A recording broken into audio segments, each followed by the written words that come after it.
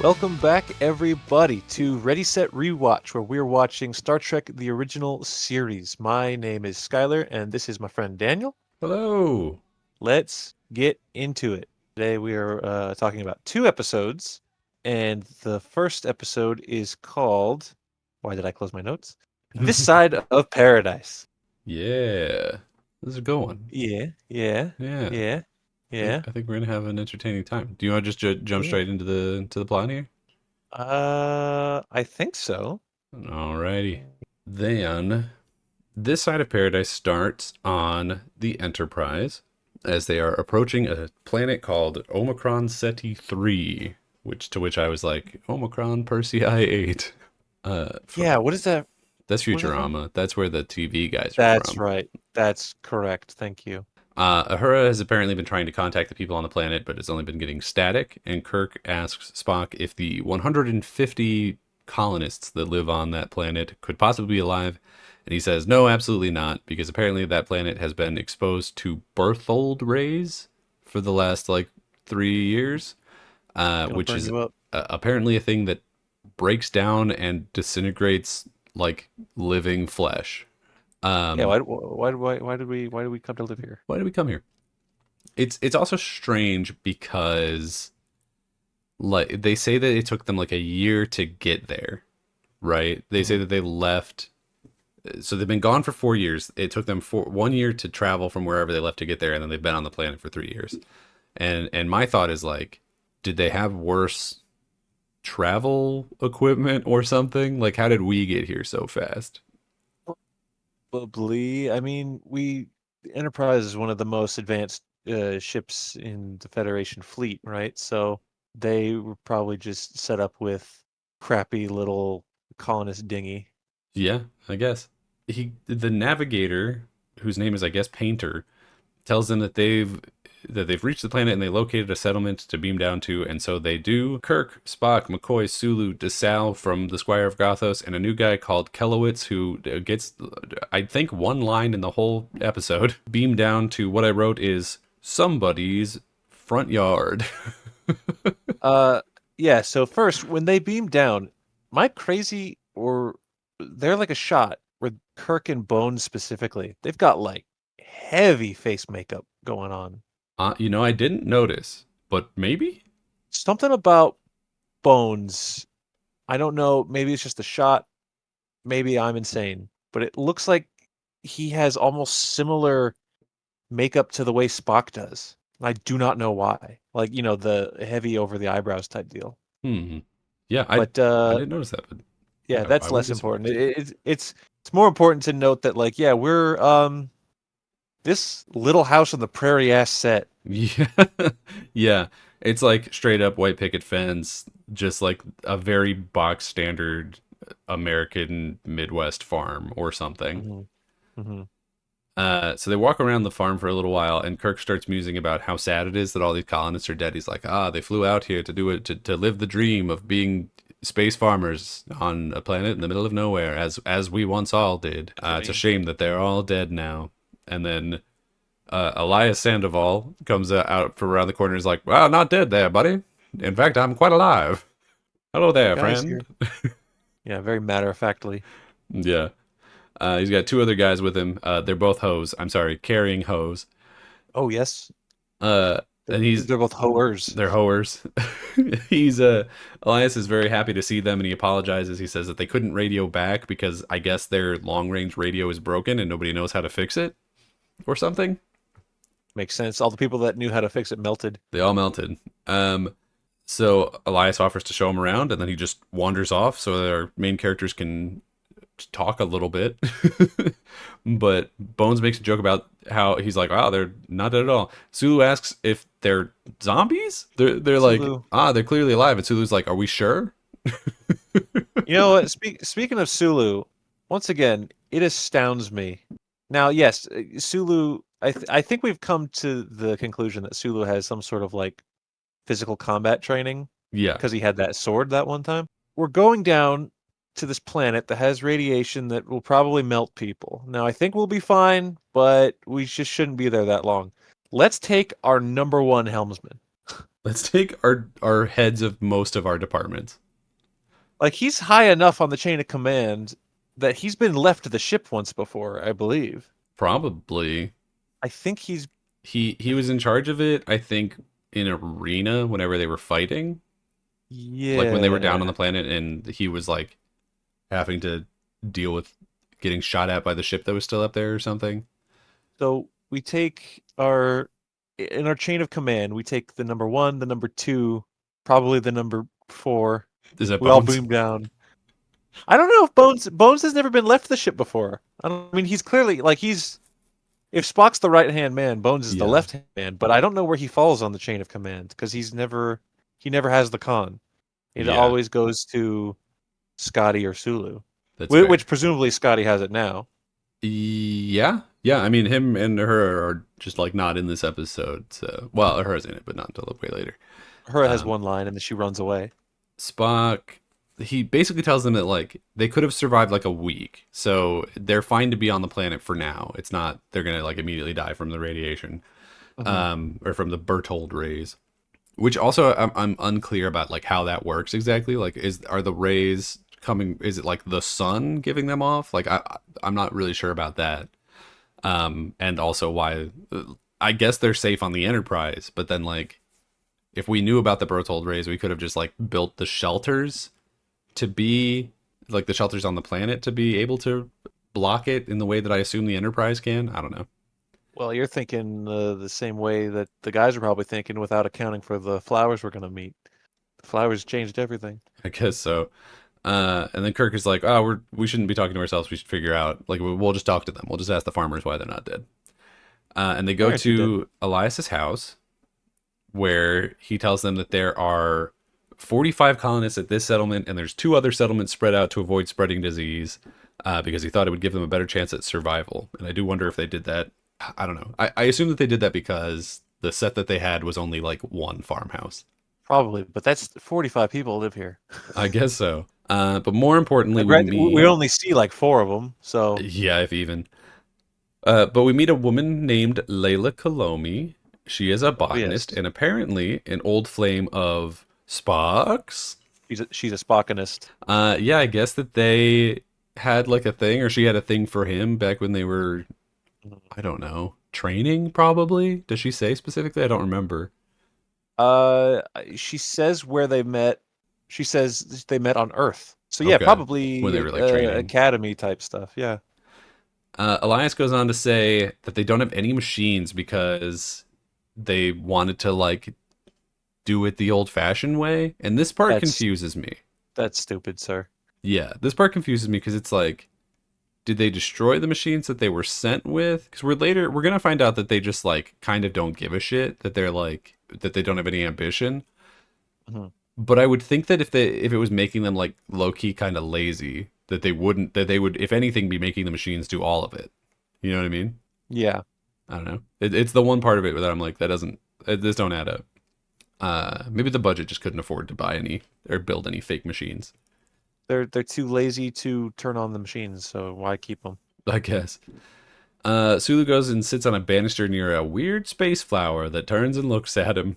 And before anything happens, the botanist who beamed down with him gets his one line when he looks in a barn and he's like, "Hey, no animals on this planet." Hey, that's not your job to know that. You know the flower. Go talk to the Go flower. talk to the flower, loser. We didn't bring an animal husbandry expert. Uh, Back at the house, Elias asks Layla about her relationship with Spock, and she says that she used to love him, but it was very one-sided. And then Yeah, Elias asks if she would like him to stay, and she's like, "There's no choice. He will become one of us." red flag. Yeah, as soon as you start saying shit like "one of us," I'm the eyebrows get raised. Yeah, the big Vulcan eyebrows. Speaking of Vulcan, Yep. we get a little throwback to a question we had episodes and episodes ago because this guy calls Spock a Vulcanian. Yeah, they do it again. So what's up with that? I don't I know. guess there's just two ways to refer to them. I almost wonder if they Is just like hadn't decided yet. You know what I mean? yeah. Like the writers So just we like hadn't settled on what the real name for a Vulcan is yet. yeah. So writer writing one episode just says Vulcan, and then the other writer says Vulcanian, and they never discuss it. So Bone starts scanning farmers to like figure out what their medical history is, I guess, or like figure out if they're healthy. And they are. Everyone's 100% perfectly healthy. They're super good. Everything's great. In fact, they're too healthy. They're as healthy as one could possibly be. And Spock calls Kirk to say what we already learned from a different group of people. He says there's no animals.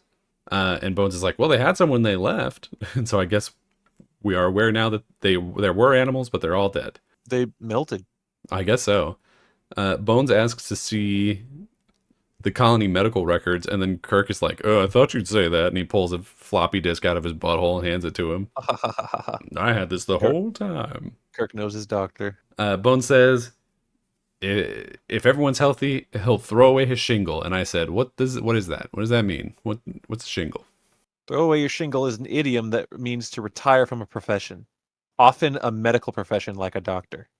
So somebody was like, doctors used to say this, so Bones is going to say it. They've decided that they're going to bring that saying back in the far future. Elias comes in and he says he wants to show Kirk and Bones his dirt. And Bones is like, Okay. nope, I'm going to Alright, keep so- doing doctor stuff, actually. What was that? I said when you said you wanted to show him his dirt, I said settle down. Settle down there. So Kirk goes out and he shows him his dirt. And he's like, anything will grow here. And then DeSalle comes out and says, hey, anything will grow here. And it's like, we're repeating a lot of things for some reason. But Anything will grow here. he confirms that they have a bunch, like a very wide variety of crops, but that they're growing just barely enough to live. Like they're growing enough that they could sustain the colony, but like very little more. And then Bones calls back to Kirk, or calls him back to the house, and he tells him that he was looking through the medical files and he was like, Elias had a lot of medical problems when he left. He had like scar tissue in his lungs from pneumonia when he was a kid, and he has no appendix. He had an appendectomy. And then, but when I scanned him, there's no scar tissue, and he does have an appendix. And he also throws in, he was like, and I double checked to make sure the thing worked by scanning myself, and it did register that I don't have tonsils. And I was like, why would the scanner give a shit if you had tonsils or not? It's a very in-depth machine. It knows every surgery that you've had based on scar tissue, I'm assuming. But Spock is then he's with the lady outside. He's with Layla, and he's confused because there's no bugs on the crops, and she starts acting really weird. And she's like, "I know you can love. Would you, if I tell you how we managed to survive, will you love me or something?" He's like, probably not, but please show me anyways. And we get a little cutaway first. Back at the house, Kirk tells Elias that Starfleet wants them evacuated, and Elias is like, "No, I don't think I will." He just walks over to the window and stares out it for a while. And Kirk tries like questioning him about the dead animals, and the guy's like, "Oh, don't worry about it." Normal behavior. I actually don't understand why he wouldn't just be like, "They died." I mean, they did. Yeah. I don't know. So then It's Layla, suspicious that they don't need animal husbandry. They don't need meat, I guess. he's like, Suspicious. "We're vegetarians," and that's as far as we get to an answer. Layla takes Spock over to another one of those weird flowers, and it blasts him right in the face. It busts all over him. And he falls to the ground, and he's in a lot of pain. And Layla's like, "Oh shit, it didn't hurt when we did it." And he's like, "Well, I'm not you, bitch. Damn. I'm not a human." How many times can I tell you this?" It's so upsetting. But then eventually he starts smiling like a real goober, and then he starts kissing her, and he's like, "Now I can finally love you." It's like, was this a roofie plant? This plant roofie? It's kind of, I think it's like the opposite. It activated parts of his brain that aren't even supposed to be there. So does this mean that Spock does actually have feelings for Layla, or did this plant make him love Layla? I think it's less even about if he has specific feelings for this woman. I think it's just it opened his capacity, because we know, as is said in this episode even, that he is half human, half Vulcan, or Vulcanian if you're nasty. And so he does have the capacity to have human emotions. His Vulcan side he suppresses them, like way to the point where like he can't even reach them. Right. So, and then this flower There's a word I keep wanting to say, but I really don't think I should. It drugs him. When this flower cockeyed all over him, Oh, you can bleep that out if you want. when it busts on him. Yeah, yeah. Then it just gave him. It's like smelling salts of emotions, just like right to his brain. He's like, and then I think it's. I think whether or not he truly loves this woman is less important to the fact that he feels that he now has the capacity to if he wanted to. So he's Sure. just rolling with it. Plus, all He does all of his immediately start inhibitions, kissing her, all his inhibitions are released. I guess. Like he feels the rain on his skin. And then she's like, "Now you're one of us." And I was like, "Okay, great."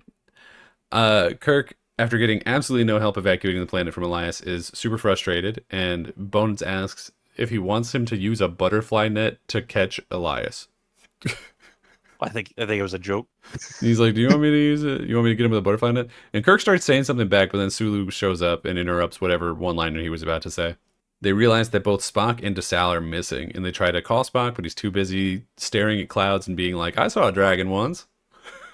He saw a dragon. He's Yeah, like, let's talk about that. I saw a dragon once. He says like, I saw a dragon on some planet, and she's like, "Oh, I never seen it." He's like, "Well, I never seen the clouds," and it's like, "What the fuck? Are you, what?" Do you think he actually like when he said he saw a dragon? Yeah. Obviously, it's a big alien on a planet somewhere. But do you think Yeah. it's just like a big alien that's like colloquially called the dragon, or do you think it looked like a I dragon? think it's just a real ass dragon because nothing in this show has made me think that it wouldn't just be a real ass dragon. You know what I There's mean? a chance that it was a situation like Shore Leave, where they went to. I mean, obviously, it was a different planet, I believe, because he says what planet it is. But Hmm. like maybe they go somewhere and he doesn't see. It's not real, but he sees a dragon. It's possible. I do think maybe it was just a dragon. Cuz like we've been watching the show for a while now, and it's very much just like, well, the Romulans are just Romans. We got grabbed by Hmm. a Greek god sort of at one point. Hmm. Like, I don't Hmm. know. It seems like mythology in this world is just like, well, now it's in space. Well, then you know what my next question is gonna be: uh European dragon or an Eastern dragon? it's definitely a European dragon. He says something about wings. He says, "Oh, there's the wings and there's the ridges or something." I see. Yes, you're okay. Good job. He also at some point in this scene or between these scenes, he's changed into one of the like farmer's green jumpsuits, Mhm. and I do wonder if that means that he was naked with Layla. Yeah, I think so. Yep, I think he got his little Spock butt out. got his, he showed her his Spock. Ooh, ooh. Uh, he starts talking about how like I can tell you exactly how rainbows are made, but I've never stopped to look at one before, and it's like, all right, cool. Layla answers his phone for him, which is rude. That's girlfriend red flag number one. Yeah, don't do that shit, Layla. Don't do that. And then Kirk is like, "Hey man, why weren't you answering?" He's like, "Didn't want to." He's like, "Okay, we'll come back." He's like, "Nah, I don't think I will." Oh my God, Kirk gets so mad here. He's like really upset. It's like, excuse me, mister. He like drops the phone and starts kissing her again. So I guess Kirk is just hearing wet Vulcan lip noises. Bones says he says that it didn't sound like Spock, and Kirk's like, "I thought you said you'd like him if you mellowed out a bit." And he's like, "No, I'd never like him." He's like, "I didn't say that." There's a lot of like cute little dialogue in this episode. I think this episode and the next one we're going to talk about. So after Spock is not acting like himself, they agree that he's probably in some kind of trouble. So they say that they're going to go find him. Kirk orders for landing parties to come down and move around in groups of two. And then that he was going to track Spock's communicator. And when he does, he finds him hanging off of a tree branch and laughing. And I truly don't know what he was doing. I'm going to save my comment for when Bones changes. He's like swiping at Layla, like maybe he's pretending to be a monkey or something. That's what carefree people do. You see a tree and you climb it. Sure, man. Meanwhile, DeSalle brings the jizz plants over to Bones, and he's like, "I need you to look real close at this plant real fast." Kirk then asks Spock why he didn't respond, and Spock's like, "I didn't want to." So Kirk tells Sulu to arrest him, and Spock leads them over. Spock's like, All right, okay, you forced my hand, and he leads him over to this like group of flowers that blast on Sulu, Kirk, and the other guy, but then Kirk, for some reason, doesn't get infected, and the other two do. I think it's supposed to have missed him. Like it hits Sulu and the other guy, but the little debris field of pollen spores that we see, little shredded pieces of paper or tinfoil or whatever they blast out of an air cannon for the shot. Yeah, It definitely like not only does the blast make Kirk kind of like flinch jump, but like it gets all over him. So I don't know why it doesn't affect him. yeah. There's a part later where he gets sprayed again. Spoilers. And at that point, I was just like, "What does the flower just not affect him? We're gonna learn why the flower doesn't affect." But it did. It did affect him the second time. So I think it just missed. Kirk then orders them all to go back to the settlement. He's like, we gotta go. And for some reason, they do still go back to the settlement, but then they find Bones acting very smiley, and for some reason, he's Southern now. Oh man. He has a So bad Southern accent. so at first I thought he was trying to be Cajun. I was like, what is this accent that he's doing? But then I realized, and this ties into the tree climbing thing. Hmm. Uh, like Bones is talking like Tom Sawyer, and like the whole tree climbing thing is also very Tom Sawyer. I was trying to figure it out because I was like, why would the spores change the way he talks? And I figure it's one of two things. One Okay, is a more likely but less fun reason, which is maybe yeah, he actually just has a southern accent and he's been hiding it forever yeah. for some reason. I Or believe that is the reason. But yeah, go ahead. or his tonsils have grown back and this is just what he sounds like when he's got tonsils. Oh, that I mean that's also true. His tonsils do grow back. So, Does that mean he has to get them removed again? I mean probably. Yeah, I mean when you have to get tonsils removed it's usually not because they're like unhealthy, it's because that they're like blocking something or getting in the way or whatever. So, yeah, So he's got. probably. No wonder Bones is so mad. He has to have this surgery twice.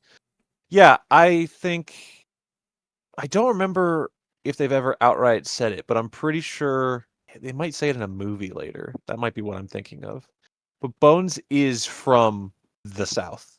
I don't think it's that he has an accent and then he just hides it for professionalism. Because we've seen that he can get pretty goddamn unprofessional. He might be the least professional person on the ship. So, but I think it's he's either like grown out of it or like his military training. He doesn't like he's not relaxed anymore enough to talk like that with the southern drawl type deal. It's aggressive. But It is an once aggressive his accent. It's clear. It's w- clearly one that DeForest Kelly does not have. no, I don't believe so. And so once his inhibitions are released and he can feel the rain on his skin, he just kind of like slips back to an almost childlike accent that he used to have in the sweet state of Georgia. I don't know. I'm pretty sure it's the tonsils thing. He's also Yeah, calling everybody. He's also calling. He keeps calling Kirk Jimmy Boy. Jimmy boy. Like he walks up and he's like, "I've taken care of everything, Jimmy Boy. You just gotta relax. Doctor's orders." And I'm like, "Stop. Where's my bones? Say something racist." Say something racist. Say something lewd. Do Uh, something inappropriate. he does. Kirk like points at a pile of the cummy flowers in the background, and he's like, "How many of those did you beam up?" And Bones is like, "Oh, I'd say just about 100 of them by now," which we're supposed to take to mean. I mean, we find out pretty much immediately that they have just infected the entire ship. They've like gone Hmm. through the ventilation and infected every single person on the Enterprise crew. Hmm. Kirk beams up. He's like, "Beam me up." And the guy's like, "I guess if you want." He's like, "I do. Beam me up." He goes to the bridge and he finds a very smiley Ahura, who is I do being really. very cute. She's very cute. I do really like Kirk losing his patience with literally every person he comes across. I It's very funny. It was really good. Yeah, I respect it. I felt that. Yeah, a hundred Um, percent. and it turns out that Ahura has like sabotaged long range communications so that they can't message out like anywhere further than the planet. And Yeah. here's where I start getting confused. The spores infect a person and they make them like relaxed and chipper. Hmm. Why would that make people shut down communication, because it's happened twice now. The radio that the people had, I don't think was really just broken. I think someone sabotaged it. And now Ahura has said, Yeah. why do the spores not want them to call people? Why do the spores not want them to call people? That's a good question. I have a slight answer as to why, because the spores are very much in some sort of control here. The spores have a goal. But it doesn't. But we don't. We never find out what that is. Yeah, It seems I like guess we just kind of stop it. okay, because they say at one point that the spores are not original to the planet. They were like drifting in space and they just like landed on this planet and now they're here. And Yeah. that they spore the people so that they can like use them as a host of some kind. And but it doesn't seem like there's any negative repercussions of that. It doesn't seem to kill the person. It just makes them stoners. So like, I don't.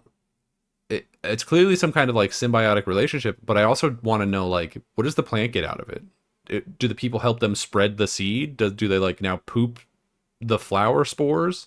Because they clearly don't want to be spread to other planets because they're shutting down communications and like everyone's leaving the ship. They do say that yeah, the flowers were floating through space and then they landed on this planet, but because of the rays that melt people, these things like thrive in that. So they like that. So they don't want to leave because then they won't be as good. Yeah. I guess I don't understand why they need people. Yeah, I don't know if that's ever said either. It doesn't. I mean, it doesn't matter. That's not what the story's about, I guess. But like, No. I am curious. Anyway, Kirk finds a line of people waiting to transport down to the planet, and he orders them to get back to their stations. And the guy's like, "No, I don't think I will. I don't really don't want to." And he's like, "This is mutiny." He's like, "Oh yeah, I guess it is." Yeah, yeah. Doesn't he say like yes? What about that? Yes, sir. Yeah, he's like, "Yeah, I guess it is." Yeah. Kirk calls down to Bones, and he starts, and then Bones starts talking about mint juleps. Yeah. I was like, "This is the most stereotypical ass Southern ass thing I've ever heard." That's like a thing. Funny. That's like something you would hear Foghorn Leghorn talking about. He turned into Foghorn Leghorn. Why I say, y'all ever heard of a mint and julep? I mean, a nice mint cold juleps are good. Georgia style mint julep. The funny thing is Bones, before the end of this episode, he goes and he makes a mint julep. He does off camera. He just is holding it in the last scene that he has. Anyway, so Bones is completely useless now. Kirk finds Spock and Layla having tea, and he starts talking to them about the spores. And this is where we get the information that I was just saying about. Oh, it infects the hosts, and then he complains to them that it's robbed them of their ambition. And this is where I started thinking, like, oh, is this supposed to be like a allegory for like smoking weed? Is that what this is? It's like you smoke weed and they don't care about anything. Maybe almost like just like a jab at the hippie mindset in general. Because it's a little commune that they're starting here. It is commune-y, for sure. Yeah, the exact quote is "Man stagnates if he has no ambition." Yeah. Which I get the point, but I will also say the word ambition does hit a little different after the Khan episode. A little bit, yeah. But I would say that the Khan thing goes beyond ambition. Khan's a Nazi. But they specifically, the word that they used to describe his exploits was ambition. Yeah. Which for some reason, and my biggest complaint with that episode is that they did like, that was a quality in him that they respected. Mm-hmm. So they're like, great work ethic. Yeah, they were like, Mussolini had some ideas and he kept the trains running on time. And he then gets back up to the ship somehow, which I was like, oh, I don't really know how you, because like, if everyone's beaming down, I don't know who's beaming him up. But whatever. And he calls around the ship trying to find anybody. Solid question. But he doesn't get an answer. Maybe he got up before everyone had beamed off. Maybe, yeah. He starts making a captain's log about how everyone's left and he can't pilot the ship by himself. He's home alone. So he's basically marooned on this dork-ass, lazy-ass planet. And he starts talking about how he's like, I never realized how big the ship really is. It's a real, like, all my friends are gone. He should have done the risky business sliding around dancing with his pants off bit. He probably did. We cut that scene. They shouldn't have cut that scene.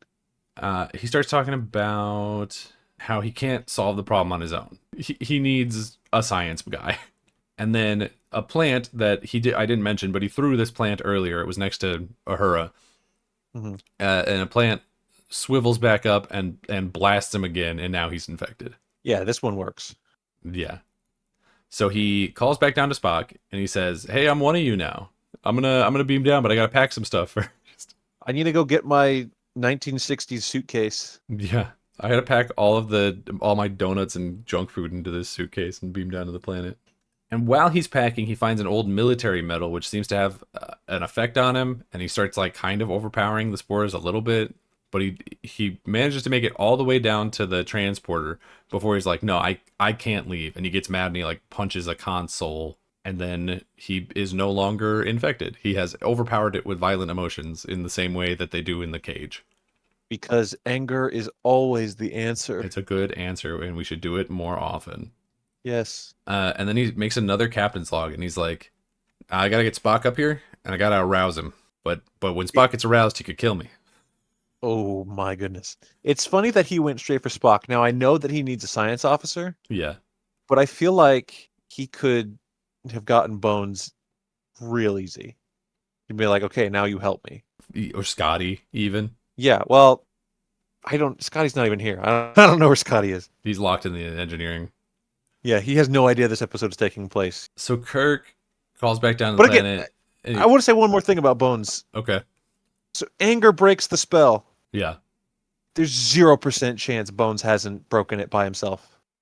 No. Yeah. That dude's pissed off all the time. He's mad constantly. But then again, he does have a mint julep.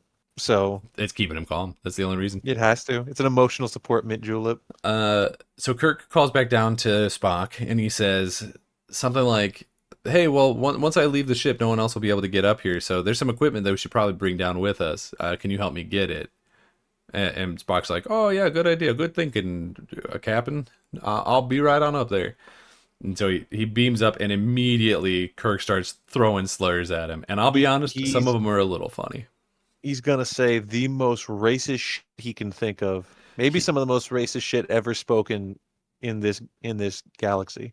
He says, and I've written down quite a bit of it. He calls his dad a computer and his mother an encyclopedia. He says, To which Spock is like, well, my dad's not a computer; he's a Vulcan. "My dad's a guy." He calls him a disloyal computerized half breed. He calls him an overgrown jackrabbit, an elf with a hyperactive thyroid. He calls him That one I don't. That one I don't get. He calls him a simpering devil-eared freak whose father was a computer and mother was an encyclopedia. And then he starts getting real racist, and he's like, "You're a traitor from a planet of traitors. No Vulcan has ever lived with an ounce of integrity." And then he even starts getting like a little like anti. I can't even think of the word of it, but like when people from different races, like he's anti-race mixing. Race mixing, anti-race mixing. He's like, "I can't believe that you're gonna sleep with that girl." And Spock's like, "I'm wearing different clothes. I already done diddled it." We did it twice. Actually, wait. When he beams up, is he wearing his uniform again? No. Okay. All right. Anyway, so Spock starts getting really mad, which I think is fair. They start fighting, and Spock is, it turns out, really strong, even though we like never see that particularly.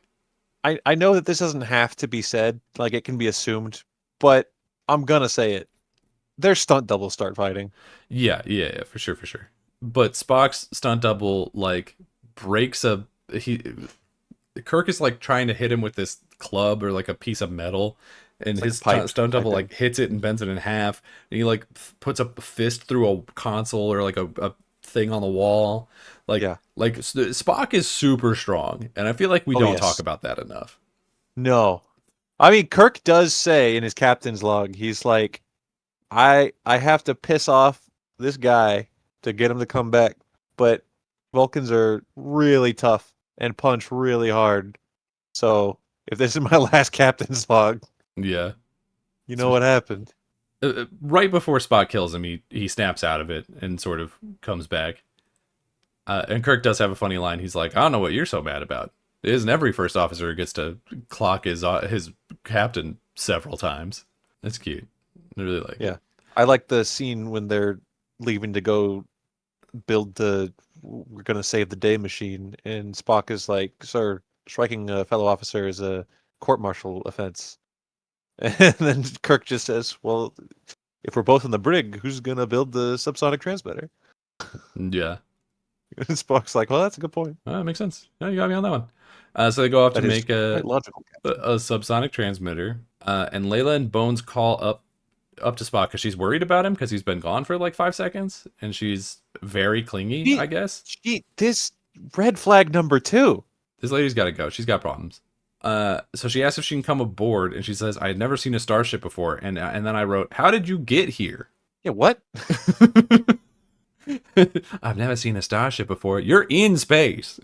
Well, okay, remember it took them a year to get here, so maybe she was in a piece of junk, whatever she was in to get here. Maybe they were frozen? Maybe she was I don't, they never say No, that. because But what's her dick? MacGyver's in Space Seed specifically says that they don't use that anymore. That they haven't used it in like since 2018. that's true. So she wasn't frozen. So she's okay. She's been in a spaceship but not a starship. Does that make sense?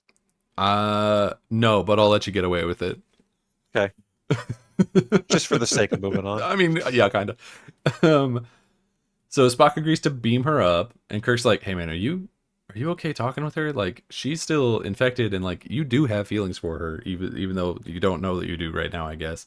He's like, "Nah, man, homie, I got this." So Layla beams up and starts immediately hugging him, but Spock doesn't hug back, and she's like, "You're not one of us anymore, are you?" And it's actually a really cute scene, but I feel like the dialogue itself feels really a little weird, where he tells her that he can't go back with her, and she's like, "Oh, I knew something was wrong." And he says, "I am what I am, Layla, and if there are self-made purgatories and we all have to live in them, mine can be no worse than someone else's." But I'm like, so do you know? Like, do you wish that you had emotions? What's the situation? How do we think Spock feels? Does he have enough I emotion to know that he thinks he would be happier or like better with emotions? I think he wishes that he had absolutely zero emotions, but it's the fact that he does, and the fact that he has the capacity to feel this love, but he is Vulcanness, he hides it away. That's his purgatory. See, I kind of think it might be the opposite. I think that he does have emotions, but they're just like really, really stunted by his Vulcan side. But I think he sees the people around him and he like actually kind of wishes that he had more emotion, that he was able to like enjoy things more. Because I feel like we see so often him like, I just don't understand what's going on here. Or like he's getting beaten by Kirk with the chess thing because he can't think in an illogical way.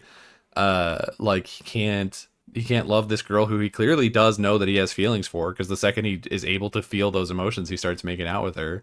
Like, I don't know. I think that he does want emotions, because he does seem genuinely a little sad when he doesn't have them anymore. But she starts Maybe it's crying. somewhere in the middle. Yeah, I don't know. She breaks free and she's crying. And she's like, I think she's like breaking the spore thing by being sad instead of being angry. So maybe it's just like strong negative emotions in general. Maybe, yeah. I mean, the evidence to that is that she didn't walk off to grab another flower and just hold it in Spock's face. Yeah. And then she says, "You never told me if you had another name, Mr. Spock." And he smiles and he's like wiping a tear off her face. And it's like, you couldn't pronounce it. That's really good. Is Spock his last name then? Is that what that's supposed to mean? He has a first I name that we just aren't I allowed to know. think yes, Spock is Taronga. supposedly his Leela. last name, but I know that whenever Leonard Nimoy would go to conventions, he had a funny little story where, people would ask sometimes like, "What is Spock's first name?" And he would smile and say "Mister." I So mean, yeah, I think as far as he's concerned, Spock is the last name. Yeah, wait, so do we never get a first name for Spock? I don't believe so. It's never even like when we go to Vulcan or whatever, he doesn't like roar some weird noise that's supposed to be his first name. So they finish making the piss him off ray, and they shoot the Yep. ray down at the planet, and then everyone starts getting into a fist fight. Which I did want to I, wr- say, at one I point, Spock is like, "It wouldn't be a good idea for us to start a brawl with 500 people," and then they just do. Yeah, well, no other options. I wrote in my notes at first, I was like, they invented the everybody get mad and fight technology. But then I Oh, was like, from But I Archons. was like, wait, didn't that Purge planet already kind of have that? Yeah, I guess. I don't know. It is weird that they're because they say something. They're like, we're gonna make this subsonic emitter or whatever, and it's gonna make it feel like they've got ants on their skin or under their skin or something, and that'll piss them off. Like it'll make them really on edge. Yeah, I guess. yeah. One's And really high anxiety. I guess. And I'm just like, y'all just know how to do that. Y'all just like rigged up a machine that makes people Well, angry. You got that. that that's why he got Spock, the science man. You got that tech. But like that's such a weird thing. Anyway, so Bones has a piece of wheatgrass in his mouth and a mint julep. And Elias comes over and he's like, "Well, hey, we don't need a doctor anymore because of the plants fix everything. So do you want a new job?" And he's like, "No, I'm a doctor." He does come over more like passive aggressively. He's like, "Hey, since you're not a doctor anymore, I'm gonna assign you some new work." And Bones is like, "The hell you are!" And he punches him right in the gut. Solid gut punch from Bones. He's the easiest to get mad. We also see Sulu get into a sword fight with some shovels because that's what he likes to do. Hmm. And there's like a brawl between some other guys by the barn. Like we just start getting sort of a montage of people beating each other's asses. As many actors as we could get on the set on the day. Yes. But Elias is like upset with Bones after they both break the curse or whatever. And he's like, "Oh, we've wasted so much time." And he calls up to Kirk to offer basically support, getting everybody off the planet. And Kirk's like, "Oh, well, as soon as my crew starts beaming back up, we'll get right on that." You know what's so important to mention? Mm. Going back to Bones punching this guy in the gut. So the guy goes to like kind of take a swing at Bones first. Bones kind of quickly ducks it, hits the guy in the gut. The guy drops to the ground. Did not spill a drop of the mint julep. What But even then once is a he mint snapped julep? out of it, it's a drink. Oh, all right. It's got mint in it. Uh huh. I It's got mint and listen. julep. Crazy. There's a solid chance that you have had one I refuse. because I don't know how much of our personal backstory we want to give, but you and I went to Disneyland one time and we went to that restaurant and they had mint juleps there. I don't think I had it though. Non-alcoholic mint juleps because they normally have bourbon in them. Mint julep is a bourbon cocktail best known for being the signature drink of the Kentucky Derby, but it is composed Signature of drink of bourbon, sugar, mint, and crushed ice. signature drink of the New Orleans Square in Disneyland. We get the outro that we get so many episodes where they're up on the bridge talking about stuff.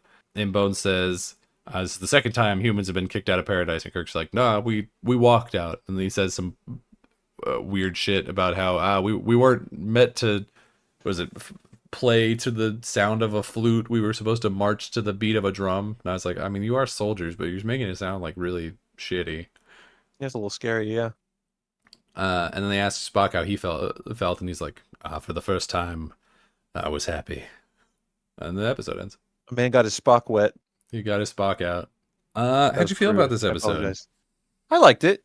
Yeah, I enjoy it. I mean, there's some inconsistencies. Obviously we got the points where we're like, what? Why did that happen? How did what? But I still think it's very fun, and I think the strength of it does come from Spock. for sure. Yeah, this is a Spock episode. 100%. Kind of jumping into my interesting facts now. Go. So originally, when this episode was written, it was written that it wasn't Spock that was going to have the little romance thing. It was Sulu. But the writer, who I don't remember her name, and I'm not going to look it up, so I apologize. But she was like, "Well, I think I'd rather have it be Spock because then we can play with his emotions and like his lack thereof."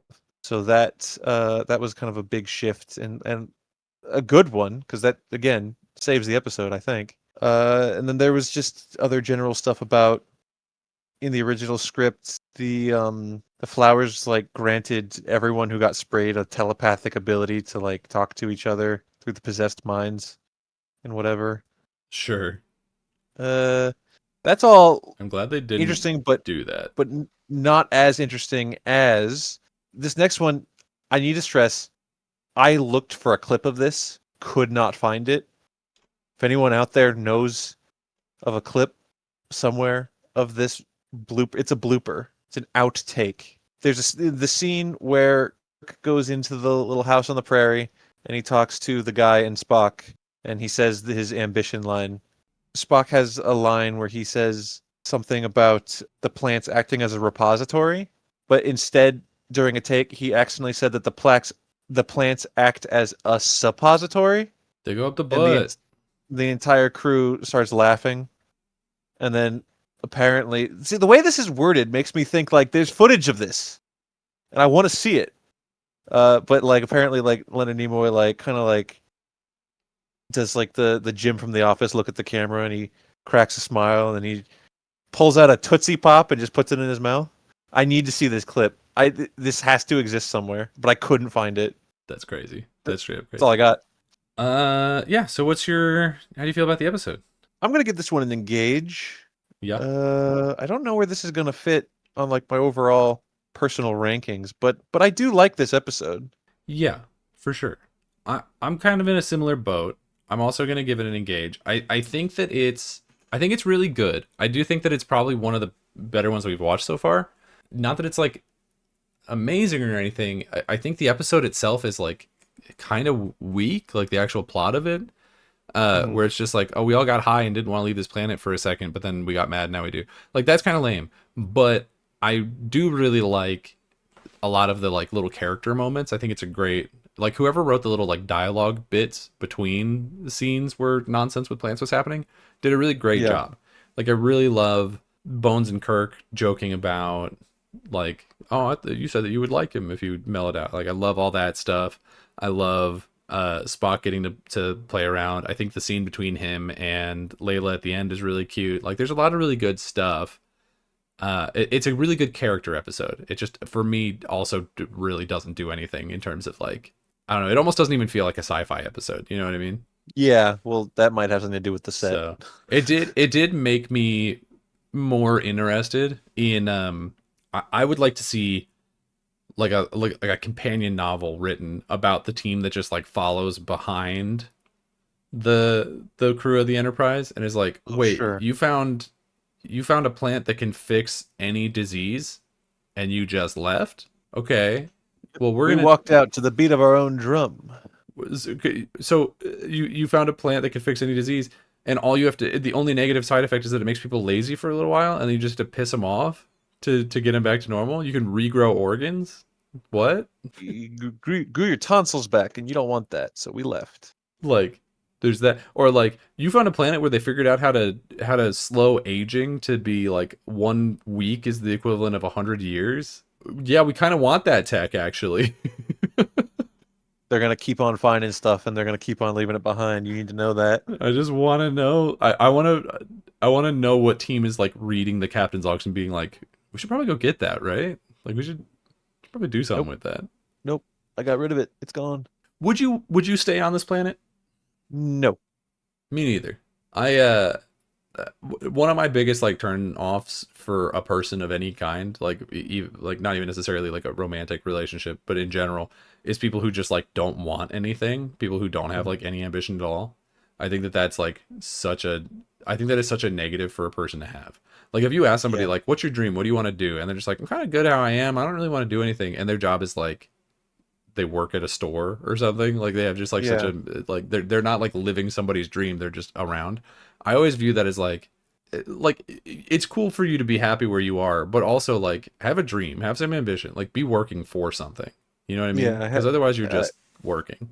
I envy the ability to be that content, but yeah, I agree. um I also don't like that. The most fun to have on this planet is to climb a tree. yeah, they destroyed all their machines. Like they left with a They video broke game console and a TV and they just didn't have anything. They got they rid of it, bro- threw it out. broke all the Super Nintendos. They broke all the Sega Genesis. uh, but hey, that's 2 engages. That's a good episode. Um, would you like to get into the next one? Let's get into The Devil in the Dark. The Devil in the Dark. The Devil in the Dark starts without our crew at all, actually. It starts with a miner named Sam who's walking around on a planet called Janus 6. He's underground. Yep. and he's got his gun out and he's looking very scared. And then a group of other miners comes up to meet him to like relieve him of, I guess, his guard duty that he's on. Apparently, he's looking for a monster that has already killed 50 people, 50 guys. That's a lot. and they all leave except for one guy who's taking up the guard called Schmitter, and he seems also Someone, very someone was scared. taking the piss naming that guy in the script. Come on. Yeah, Get in there, Schmitter. get in there, Schmitter.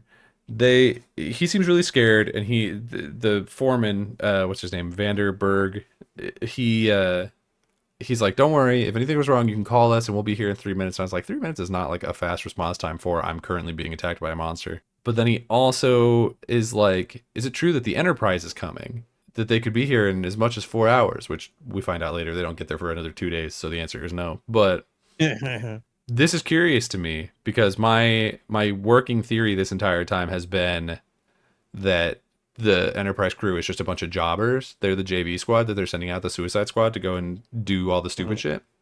But this guy like knows who the Enterprise is. So now I'm updating that theory live and in person.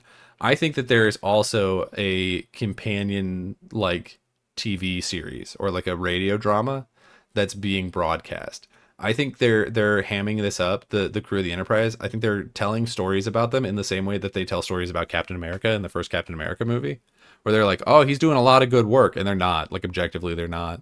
So they're like making all of these little colonies in the middle of nowhere think like, "Oh, there's these heroes out there," and it's just a bunch of dipshits floating around. It's literally military propaganda. It's just a bunch of sorry, I should say it's a bunch of dipshits and Scotty.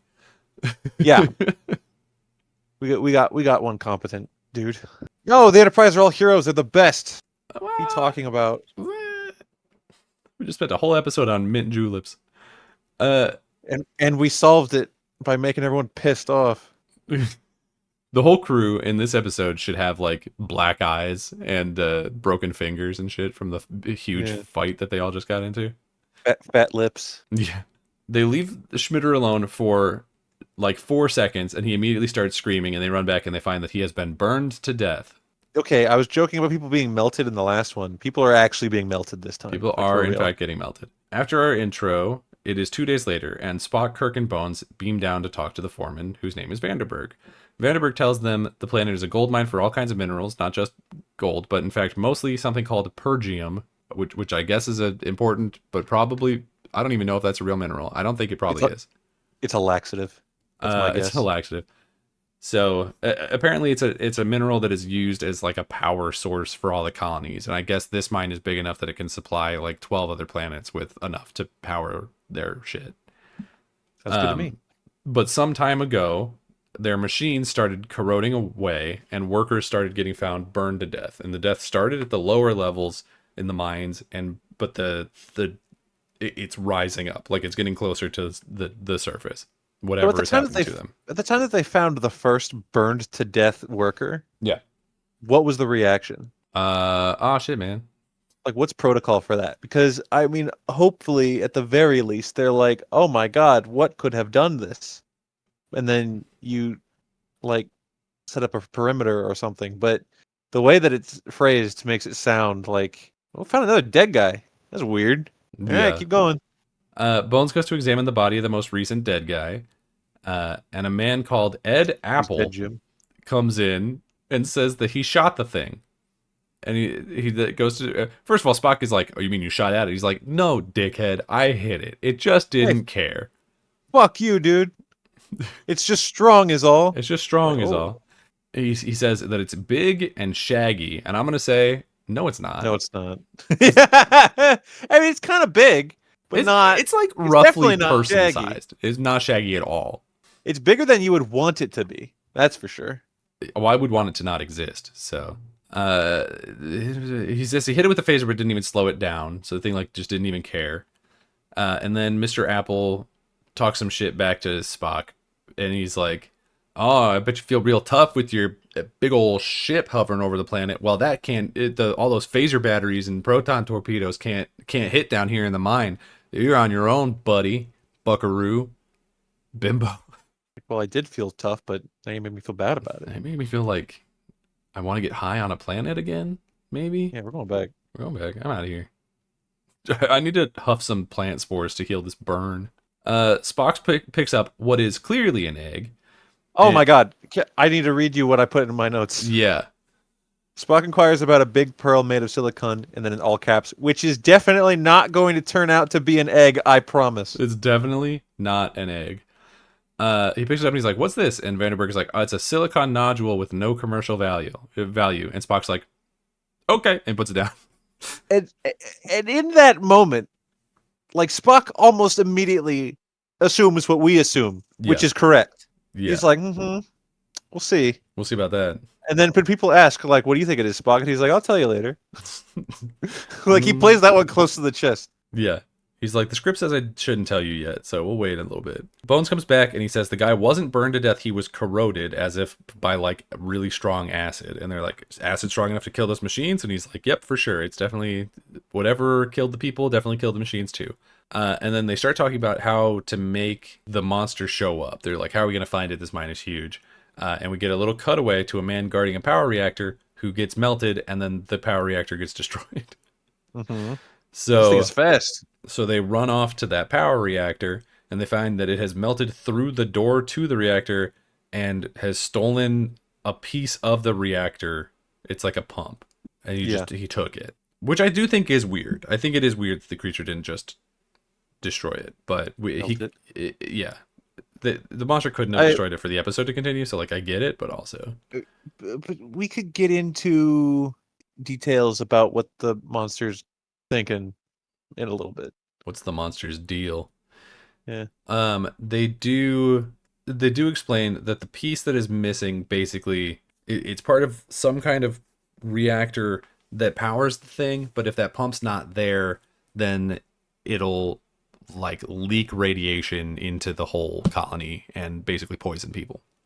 It is the planet don't blow up piece of the machine. Yeah. Which like you'd think we'd keep spares of that part around. Only got the one. In fact, this machine is so old that we can't even like find a suitable replacement part. Period. Like that's it. Yeah. Kirk actually calls up to Scotty at this point and he's like, "Do we have a piece to replace this?" And the guy's like, "No, man, that's like super outdated. I can maybe like make a thing that'll last for 2 days, but that's the best I can offer." We go back to the office, and Spock says the pump wasn't taken by chance. It's the only thing that makes the colony livable. So they're like, the creature is trying to force them to leave. Basically, is what they assume. Spock is like, what if it's a silicone-based life form, like this egg? I mean, rock. Like this thing, which there are thousands of. That would explain why our scanners can't pick it up, and why our phasers can't hurt it. And then they make a distinction between phaser 1 and phaser 2, and they're like, these miners have bad old phasers. They've got the Apple iPhaser 1, but we've got the iPhaser 2 on the Enterprise, so we're cooler, I guess. We need to talk about how even in this idealistic future, let's look at the fucking stuff that the working class is getting saddled with. Where these colonists get these shitty spaceships that take much longer to get places, apparently. They have crappy little toy phasers that don't work like real phasers, presumably so that if they strike or revolt, then the military can come in and destroy everybody. I mean, yeah. What's going on here, man? I thought we were supposed to live. This is supposed to be a utopia. I thought we fixed the future, and we're still uncomfortable with women on the bridge. Well, yeah, that won't change. And Bones is like, that's impossible. It literally could not be a silicone life form. That's impossible. And even if it was, it couldn't live in an oxygen atmosphere. So no, dummy. I should know because I'm a doctor. You're just a scientist, you You're just fucking idiot. You're just a scientist, you computer. Stupid science bitch. Spock stops looking at the egg, but he won't say that he clearly thinks it's an egg. But he does. He definitely thinks it. He just puts it down and he's like, okay. And then Kirk goes to check on Scotty, who's rigged up a bong that's going to make the pump work better, I guess. If anyone can fix this unfixable situation, it is Scotty, the one person that I trust on this entire crew. Mm-hmm. Kirk gets a call to meet with the security captains, so he goes to do that, and he basically tells them to look for the creature. They're like, we got to kill this thing, stay in pairs, blast the hell out of it, whatever. And he sends Six, what appears to be the six main red shirts. guy, whose name is Gisoto, to the 23rd level, which is where Vanderberg found the eggs, the nodules. What are you saying? Yeah. I was saying six red shirts. He does say stay in pairs. They don't. They don't. Yeah, they had literally two commands, and they didn't do one of them. Spock adjusts his tricorder to scan for silicone life. So him and Kirk are like wandering through the tunnels on their own, and he immediately picks one up, like within seconds. Well, there you go. And then as soon as that happens, one of their guys gets melted, but he's not able to shoot it before he does. He gets melted super fast. It's also at one point stated, because we see, I think, like what you said, six red shirts, but then at Yeah. one point they say they have like 100 guys down on the planet, and I do wonder if that's like because I think what's implied, because he says like take your teams, and I think maybe those six are supposed to be like the captains, and like they have their own Oh, teams that are going around, and so maybe Gasoto is just like the only one who's in the area that matters, and so that's why we only see him for the rest of the episode. I don't know. yeah, maybe. But also we only see him with like two people, so still don't really understand how we get to 100, but it doesn't matter.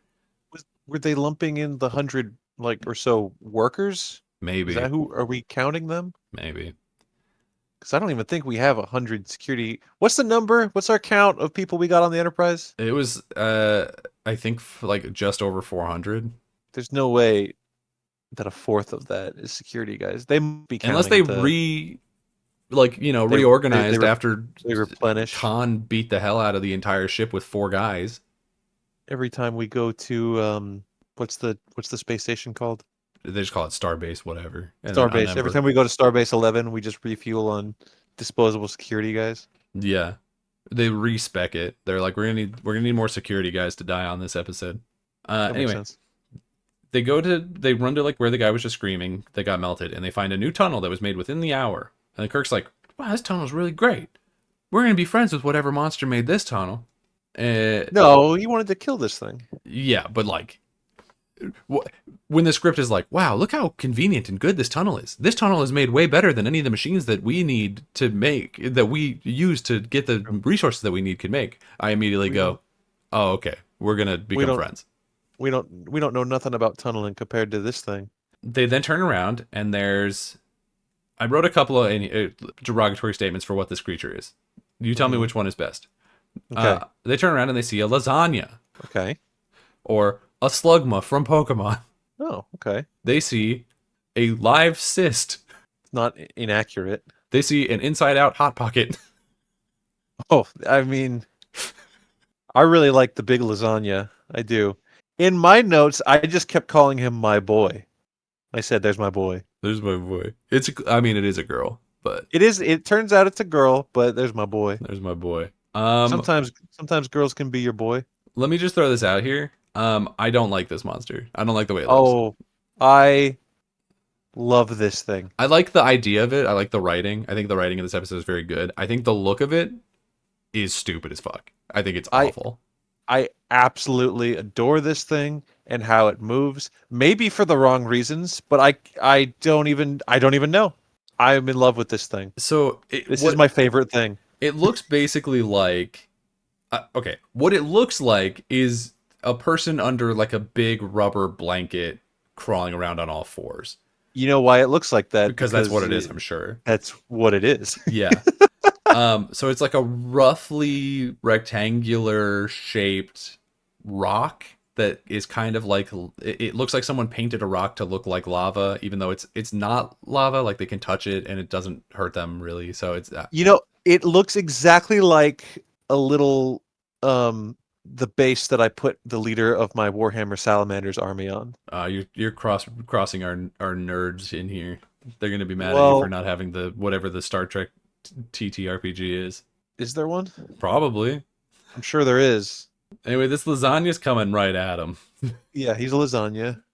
And they shoot it, and it gets hurt, and it leaves a chunk of it behind, and it runs away, and it immediately bores straight through a wall super fast, like it's not even there. Spock grabs the chunk of it, and he's like, "That's crazy. This thing's made of asbestos." And I was like, "Oh, don't breathe Well, I'm that." glad you're touching it with your bare hands. Yeah, don't breathe that. Because in the 60s, you see, we didn't know that would give you super cancer. Yeah. I mean, in theory, they should know by now. Yeah. Yeah. Oh, but Just, maybe they also have a cure for asbestos poisoning. yeah, it's that flower. Oh, damn it. We threw all those away. Gasoto and another security guy come running, and they say that the monster. They tell them that the monster's hurt, so it's probably even more dangerous now because it's like an injured beast. And then Spock, the security guys run off, and Spock is like, "I did a quick scan, and it turns out there aren't any other creatures within 100-mile sphere of us." And they say, so they figure out that the creature is either the last one, the only one, or it has lived for a really long time. Which I think Right. technically all three of them are true. Yeah. Well, if it is the last one, then it is the only ones. That's the same thing. Yeah. They say Spock is like, oh well, we shouldn't kill it because it'd be a crime against science to kill like the first and only silicon-based life form. And Kirk's like, but then they both basically immediately agree that like it's probably not a better option than to shoot it though. Yeah, Kirk is well in the camp of this melted one of my guys. I think I'd rather kill it. We gotta blast it. They give the teams orders again, and Spock says, if you can capture it, do it. And Kirk's like, no, kill it, actually. Hmm. So Spock like kind of immediately goes back on it. And he's like, well, I just thought, like if they had the opportunity that like they should try to catch it if they could. And he's like, I'm not telling them to risk it. If they shoot it, just see it, shoot it. And then Kirk, I think, tries to banish Spock to the pump room to get him out of the situation because he thinks maybe he like Yeah. doesn't want to handle the killing of this unicorn. Feeling of a And sacred lasagna. yeah, and so he's like, you should go to the spot to the pump room and help with Scotty. And he's like, Scotty knows way more about nuclear shit than I do. Like I'm a science officer, but I'm not that kind of science officer. And he's like, well, maybe you can still help him out. And then he tries a different tactic, and he's like, well, if we both die, then the ship is screwed. So you got to go. And Spock is like, well, the chances of us both getting killed are really low. He's like, all right, fuck, man, just like if it come starts along. to kill you, Captain, I'll run really fast. I'll get out of there. He's like, well, I guess you might as well stay. But also, I don't know why. Like, if he did, it's unclear to me because it feels like he wanted to get rid of him because he didn't want him to be around the monster. But then it doesn't just like order him away, which he could have done. So I don't know. I'm unclear. Maybe he really was afraid that they would both die. I don't know. Now, Kirk is a very sure fellow. He knows what he's about and he knows what he's doing. And if he wanted Spock gone, he very easily could have said, I already go back to the pump room or the ship or whatever, and Spock would have gone. But I think in this instance, I mean, maybe he just like felt respect Spock's ability to help. I don't know. It was smart. Yeah, I mean, Good it thing ends he up did. being important that he's there, but I don't know why he was trying to get rid of him in the first place. The reactor pump goes out, the like jury rigged one, and so they're like, okay, well, that's all she wrote. We gotta get as many people off the planet as possible because now all the air is gonna basically go bad. So we gotta make it last as long as possible. So we gotta get as many people onto the Enterprise as humanly possible. So they keep the security team, and then Vanderberg is like, well, okay, me and some of my guys are gonna stay down here too because we're gonna fight this monster too. And he's like, all right, cool, I respect that. And he says, we'll fight with clubs if we have to. And I was like, that thing walks through walls. Like, you're not going to hurt it with a club. But all right, whatever what you the say, heck? dog. Kirk and Spock, after sending the miners to help the security teams, they find two tunnels and they immediately split up, doing the exact opposite of what they've been telling everyone to do the entire episode. And Kirk finds a room full of eggs. And Spock tells him, hey, don't hurt the eggs. And then as soon as they get off the phone, the lasagna knocks a pillar down on Kirk and starts coming through the wall to attack him. They do a little dance where Kirk like points the phaser at him, and the thing like runs away, and he puts the phaser down. It starts coming at him again. He points the phaser again, and backs up again. So they've How can you not trained the love the way he monster to be scurries? afraid of the phaser. He scurries around. It looks like a scab. Yeah, a little bit. It needs like eyes. An infected scab. It needs eyes or like a face or something. No, he's made of silicone. He doesn't need eyes. Spock calls back, and he's like, "Hey man, the thing says that it's close," and Kirk's like, "Yeah, I'm looking at it. It's right here." He's like, "All right, well, shoot it." And he's like, "I don't think it wants to kill me." He's So just dancing. it's just dancing. It's being a little asshole. Hope not. If your asshole looks like that. The the creature doesn't do anything except it turns around and shows Kirk its butt, where the piece of it that they shot off earlier is missing, and so there's like a Like, look, bleeding hole in it, basically. you shot off my butt. You shot my butt off, dude. So Spock is like, okay, well, I'm gonna run to get there as fast as possible. And when he does get there, he tries to do like a long distance mind meld on it, and he just immediately starts screaming. Pain. He goes, "Pain, so Yeah, much pain." And then the monster climbs up on a rock and writes "No kill I" with acid. And I was like, what yeah. do you got under there that you could write with that accuracy? It looks like it was printed with a laser. He's got a he's You think you got he's hands? he's got a little laser lasagna penis, and he can write in acid with it. It's fine. Also, he knows how to read it in English. Well, he does now. After mind melding with Spock, they both took things away from each other. So all Spock got was pain. He says that. He says all I could see was pain. The monster got the Well, entire English that's language. that's most of. Well, first of all, his grammar was wrong, so it wasn't all of it. But that's most of what the lasagna has going on. It was pain, so that's all Spock got. Well, he should have written it in Vulcanian. Spock's mother is human, so even though he does speak Vulcan, it's a second language.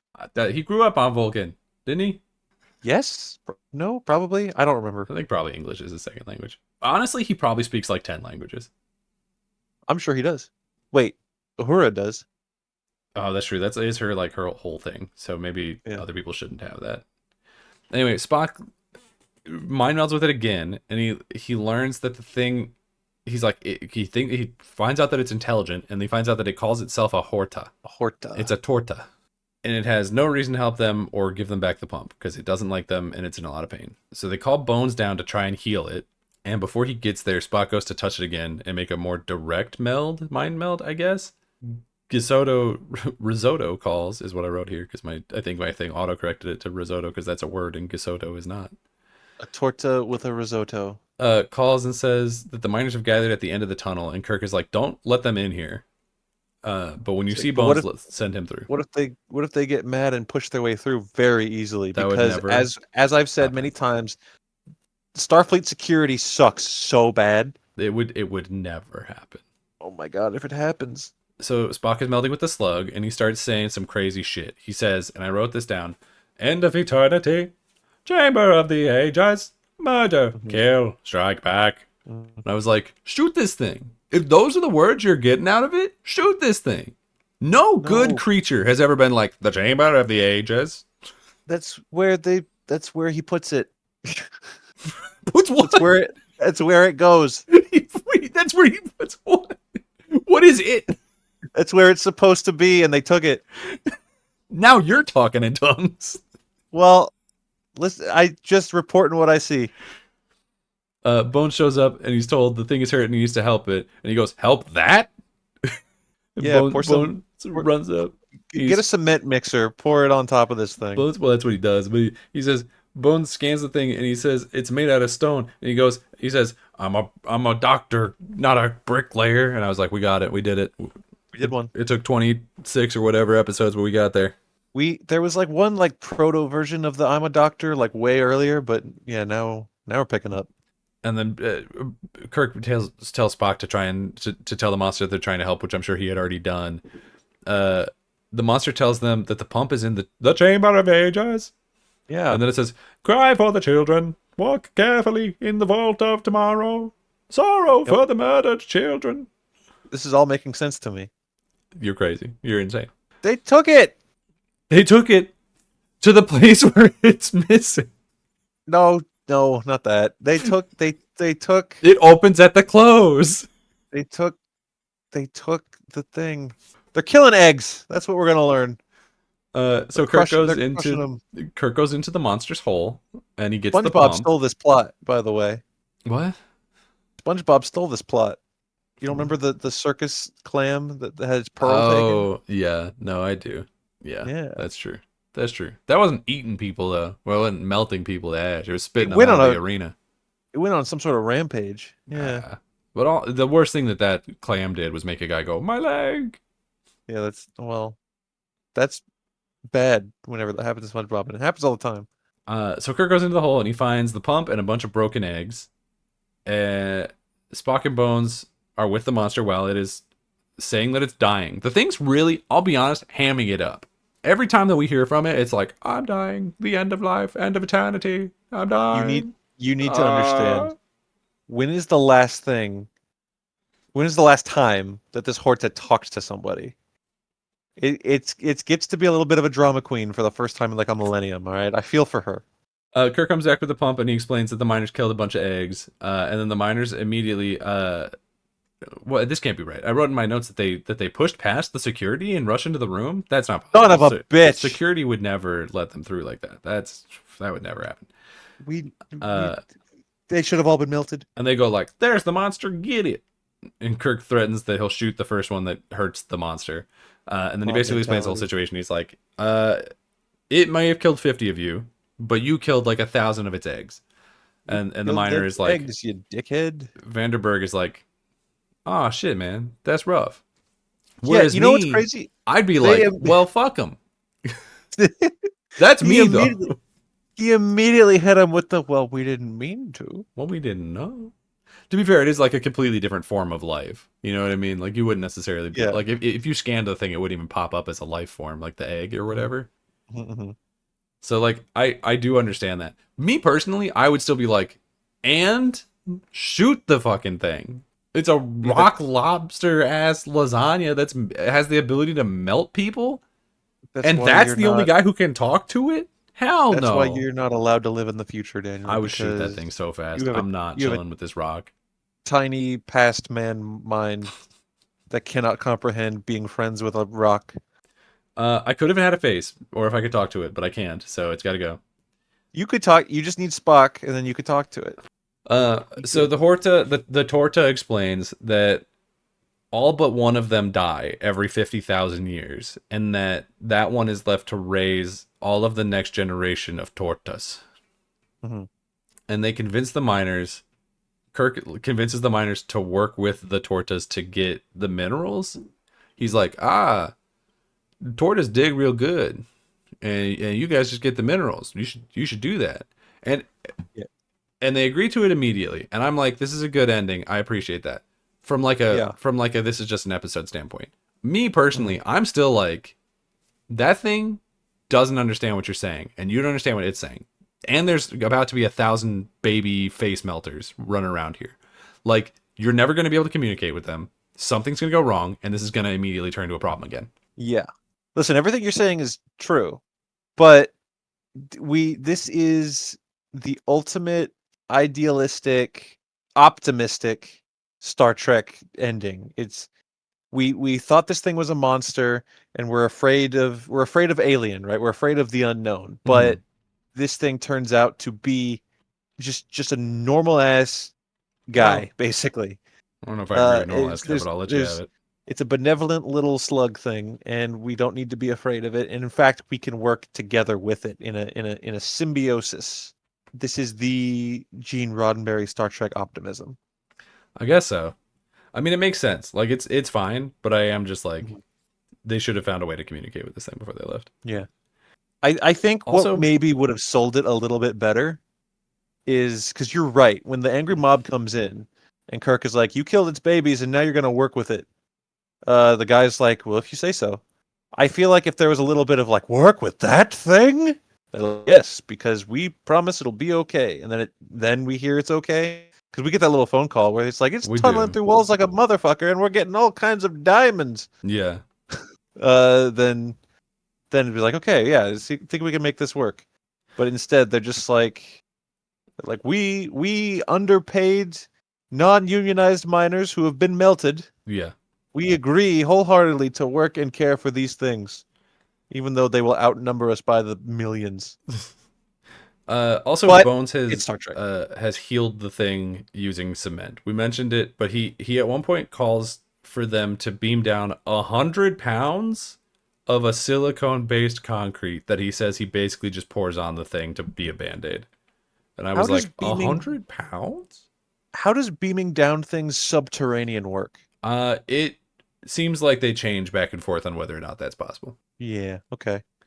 But yeah, so back on the Enterprise, we in our like little end credits moment, basically. The ending bants. Uh, Kirk gets a call saying the eggs have started to hatch and they've already found some new minerals. And Vandenberg is like, Once you get used to how they look, they're not so bad. And then Spock says, wow, it's funny. It's what they said about the humans. And then they go off about how, I guess, the mama Torta thought that Spock's ears were really cute. And they're like, your ears? I think you're lying. I think you guys are gross, dude. And then they also say, Spock, I think you're becoming more human by the day or something. And he's like, I won't stand here and be insulted. You got any trivia for me? I've got a handful of things to say. Yes. Okay. So, in his book titled Star Trek Memories, I almost said memoirs, but that's not it. Star Trek Memories. William Shatner identified this as his favorite episode, but not just because of the episode itself. Apparently, while filming, he got the phone call that his father died. Oh, and he hates his dad, I guess. No, I think. I mean, there's lots of stories about Shatner being a big dickhead, you know? Sure. Especially like when it comes to him being on set with all these other actors. Like, yeah, they got along, but maybe he wasn't the easiest person to get along with. But apparently, according to him, he kind of felt like camaraderie with Leonard Nimoy specifically because they were working closely, and he found comfort in him. And then another guy, the lead cinematographer on this episode, whose father had also passed away somewhat recently. So, like, I guess just as far as like on-set memories goes, he remembers this one, and it comes off as his favorite because Uh, in a time of sadness, he felt companionship. So that's nice. okay. Leonard Nimoy described the closing banter of this episode as one of his favorite scenes to perform. He called it a wonderful moment which defined the relationship and defined the whole Spock character's existence and his attitude about himself. Yeah, okay. To throw you a curveball, Arthur C. Clarke once remarked in a 1995 interview or something, that of the original series, the only episode he could recall was this one, stating that it impressed him because it presented the idea, unusual in science fiction then and now, that something weird and even dangerous need not be malevolent. That is a lesson that many of today's politicians have yet to learn. Ooh. Yeah. I mean, it did kill 50 people. Yeah. But sure. But yeah. But she was a mom protecting her eggs. All right, last thing, and this one least meaningful, but still might be my favorite of this trivia, is there's a Janos Prohaska, I think is how you pronounce his name. He's the guy who created the Horta costume. Okay. He wore it to the writer producer for this episode. He wore it to his office. And Okay. I'm assuming just crawled around on the floor with it. And he said, quote, "Look what I designed." And then the writer producer, Gene L. Kuhn, said, "That's great. What is it?" To which Prohaska said, "I don't know. It can be whatever you want." Just, man. Make it And as a then Kuhn monster. and then Kuhn said, "I'll write a script around it." Sure. Sure, man. And Hell that's how we yeah. got here. All right, Skylar. So how are you feeling about The Devil in the Dark? This might sound crazy. I don't know where you're at with it. Uh-huh. Not only am I going to give this an gauge, this is going very high. This definitely is in my top 5. I think this might be number 2 so far that we've watched. I would also give this an engage. I think putting it that high is crazy. But I would definitely give this an engage. I think it's a good episode. I really do like I like the story of it. I like the writing of it.